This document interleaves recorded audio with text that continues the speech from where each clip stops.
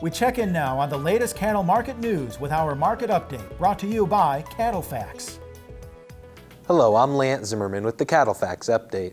Fed cattle carcass weights seasonally declined through the winter, reaching lows in the second quarter. The recent trend fit the seasonal perfectly. Fed steer carcass weights peaked in October 2015 at 930 pounds, improving 24 pounds from the previous year's high.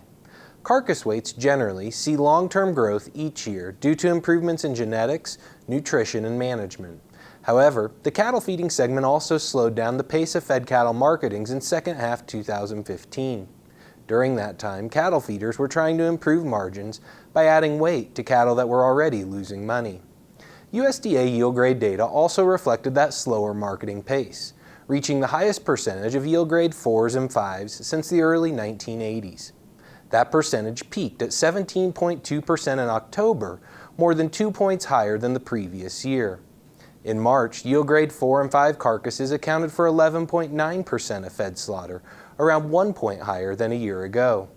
Based on last week's fed steer slaughter, CattleFax estimates carcass weights to be at 860 pounds for the last week in April. That represents a 7.5% weight break from the previous highs. The 10-year average decline is 5%. The relatively sharp decline is due to the fed cattle supply becoming more current through the winter and early spring. Extreme winter weather conditions in December and January across some cattle feeding regions also had a role in reducing feed yard performance and weights. The CattleFax estimate places fed steer carcass weights around 5 pounds below year-ago levels, and the annual lows will likely be within a few pounds of that mark sometime in May. Fed slaughter levels have increased recently to more than 470,000 head per week, and that more elevated level will remain and even strengthen through the summer. It would take a slowdown in seasonally increasing fed slaughter or an extended run of lower carcass weights to significantly influence beef production or market prices into summer.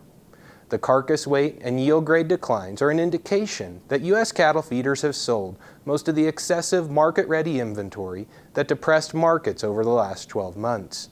For the Angus Report and CattleFax, I'm Lance Zimmerman. The CattleFax segment is brought to you by AgriClear. Buy and sell cattle in the United States and Canada with anyone, anywhere, anytime, with confidence. AgriClear, cattle marketing on your terms. Visit agriclear.com.